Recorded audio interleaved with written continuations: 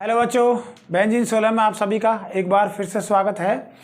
बच्चों, आज हम आपके लिए एक ऐसा क्वेश्चन लेकर के आए हैं जो बोर्ड परीक्षाओं में 100% पूछा जा सकता है। इस बार मतलब उसके आने की संभावना है। ठीक है बच्चों, तो हम उस क्वेश्चन को सॉल्व करेंगे और ये 10th क्लास का क्वेश्चन है, तो सभी बच्चे इसको ध्यान से समझेंगे। बहुत ही अच्छा क्वेश्चन है, इस बार आने की पूरी संभावना है बच्चों। ठीक है, तो ध्यान से समझेंगे।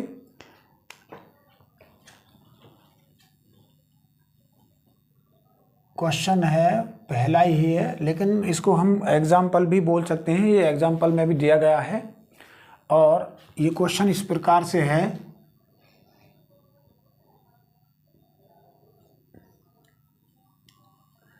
सिद्ध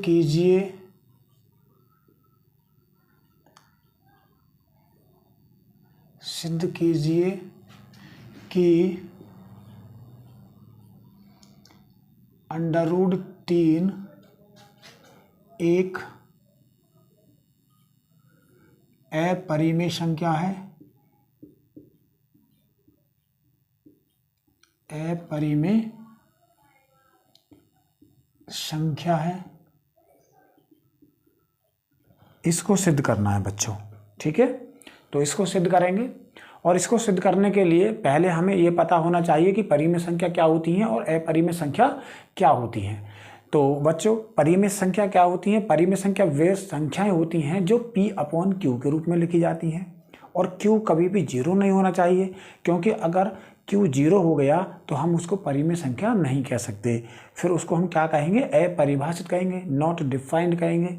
ठीक है, अब अगर यहाँ पर हमको सिद्ध करना है बच्चों, ये √3 एक अपरिमेय संख्या है, इसको हम सिद्ध करेंगे। तो कैसे सिद्ध करेंगे?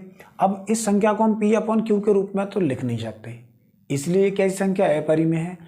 अब हमें ये सिद्ध करनी है, तो सिद्ध करने के लिए हम हमेशा बच्चों इसके विपरीत मान के चलेंगे। क्या मान के चलेंगे?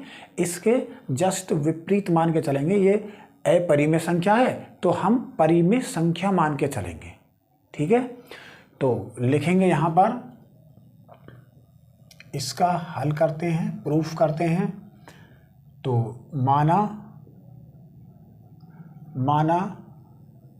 √3 एक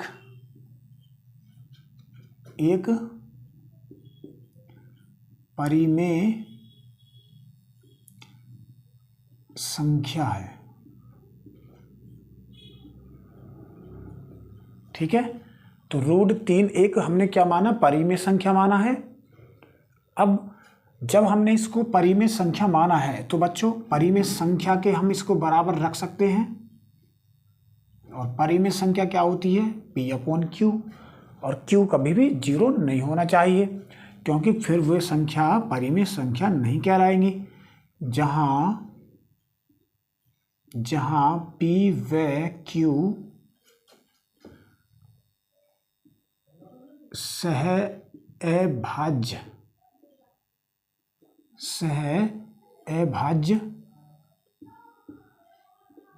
संख्या है।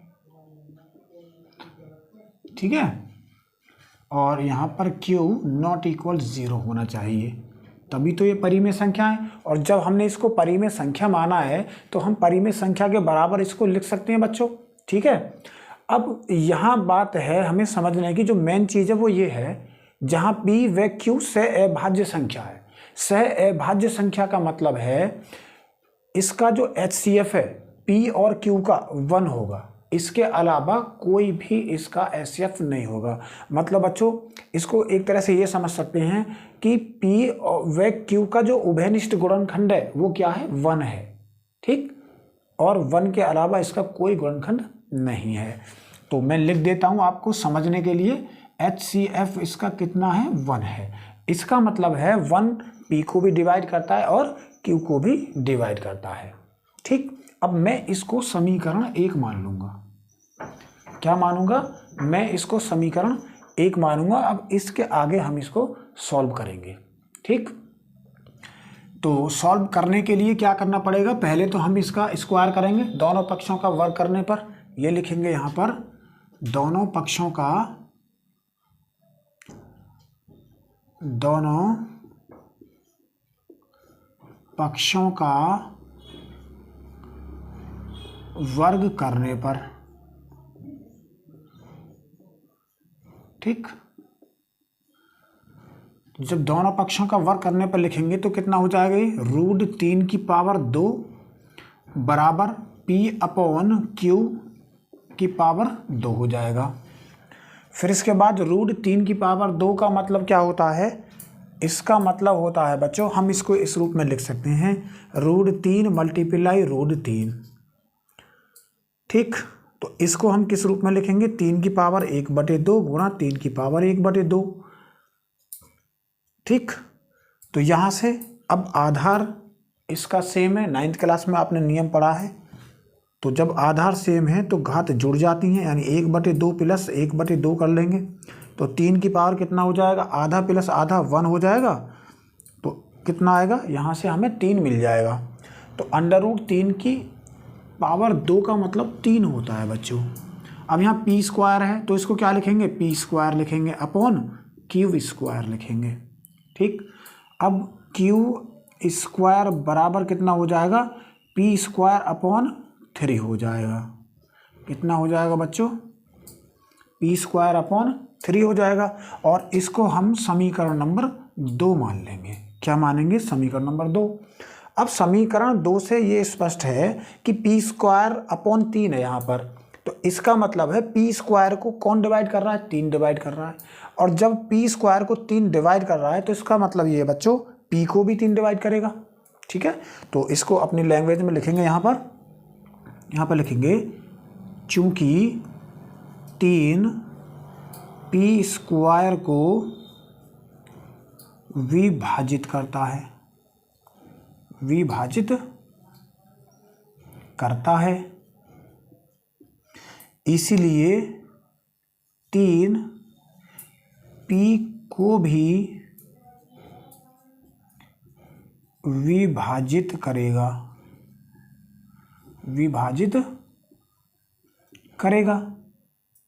ठीक है। अब यहाँ से हमने p को तो दिखा दिया इसमें कि p को कौन डिवाइड कर रहा है, 3 को। अब हम आगे ये देखेंगे क्या 3 q को भी डिवाइड करता है। तो उसके लिए हम आगे क्या मानेंगे बच्चों, यहाँ पर ये मान लेंगे कि माना p बराबर एक ऐसा मल्टीपल मानेंगे जो 3 का मतलब डिविजिबल हो, 3 से पूरा कट जाता हो, ठीक। तो ऐसा कोई नंबर मानेंगे तो हम 3c मान लेते हैं। और c क्या है, c यहाँ पर ये लिखेंगे जहाँ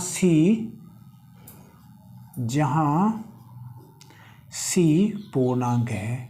क्या है, पूर्णांक है, ठीक है। तो p बराबर हमने 3c माना और एक ऐसा नंबर लिया जो 3 से पूरा कट जाएगा, क्योंकि हमें सिद्ध क्या करना है, √3 एक अपरिमेय संख्या है, ये सिद्ध करना है।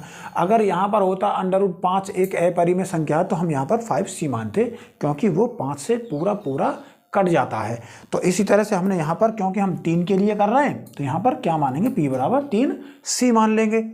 अब p बराबर 3c को समीकरण 2 में रखेंगे, तो ये लिखेंगे समीकरण 2 से तो इसमें रखेंगे यहाँ। तो जब इसमें रखेंगे तो कितना हो जाएगा, ये Q² बराबर 3c², p के स्थान पर रखेंगे अपॉन 3 हो जाएगा ये। फिर इसके बाद यहाँ से ये आ जाएगा हमारा Q² बराबर 9c² अपॉन 3 से 3 बार कैंसिल हो जाएगा ये 9, ठीक है। 3 तिया कितने होते हैं, 9 होते हैं। इसके बाद हम यहाँ पर लिखेंगे इसको, तो ये आ जाएगा हमारा 3c² बराबर Q² आ जाएगा, और c² बराबर आ जाएगा Q² अपॉन 3 आ गया हमारा। कितना आ गया बच्चों, 3 आ गया। अब इसका मतलब क्या हुआ, Q² 3 को डिवाइड करता है तो फिर 3 Q को भी डिवाइड करेगा। तो यहाँ पर लिखेंगे चूंकि 3 Q² को विभाजित करता है, विभाजित करता है, इसलिए 3 Q को भी विभाजित करेगा, विभाजित करेगा। ठीक, तो अब यहां पर हमने क्या देखा, इसको हम समीकरण नंबर 3 मान लेंगे बच्चों। हमने क्या देखा कि समीकरण 2 और समीकरण 3 से क्या निष्कर्ष निकलता है। समीकरण 2 और 3 से ये निष्कर्ष निकलता है कि P को भी 3 डिवाइड करता है और Q को भी 3 डिवाइड करता है। इसका मतलब क्या हुआ, इसका मतलब ये हुआ कि P और Q का जो उभयनिष्ठ गुणनखंड है वो कितना आया, 3 आया। लेकिन समीकरण 1 के अनुसार अगर हम देखें, हमने समीकरण 1 क्या माना था कि P और Q का जो उभयनिष्ठ गुणनखंड है वो कितना, सिर्फ 1 है। ठीक, और समीकरण 2 और 3 से निकल करके आया ये उभयनिष्ठ गुणनखंड, इसका कितना, 3।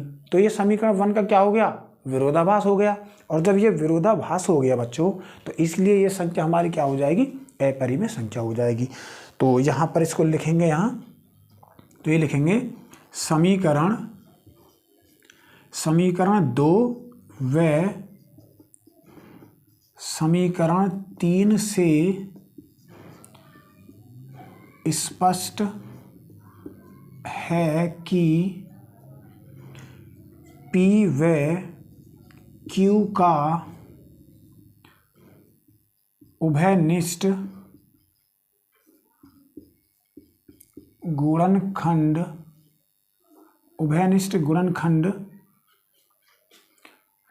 3 है, जो कि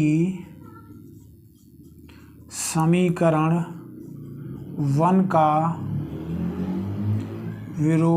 विरोधाभास है, जो कि समीकरण 1 का क्या है बच्चों, विरोधाभास है। और इसलिए हम कह सकते हैं, क्या कह सकते हैं, इसलिए √3 एक अपरिमेय संख्या है। ठीक है बच्चों, तो इस तरह से हमने ये सिद्ध कर लिया है कि √3 एक क्या है, अपरिमेय संख्या है। ठीक है बच्चों, तो ये क्वेश्चन मैंने आपके लिए इसलिए बताया है कि मैंने जो प्रीवियस पेपर देखे हैं 10th क्लास के, उसमें सबसे ज़्यादा बार पूछा गया है। और ये आपका एग्जाम्पल है, क्या है बच्चों, एग्जाम्पल है ये।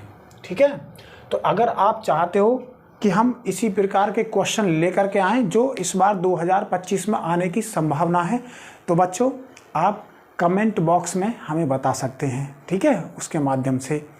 तो बच्चों अगर आपको वीडियो, इस प्रकार की वीडियो लाइक है तो बच्चों लाइक शेयर करें और साथ के साथ में सब्सक्राइब करना ना भूलें। ठीक है, तो मिलते हैं फिर नेक्स्ट क्वेश्चन के साथ। इसी प्रकार का क्वेश्चन लेकर के आएंगे आपके लिए।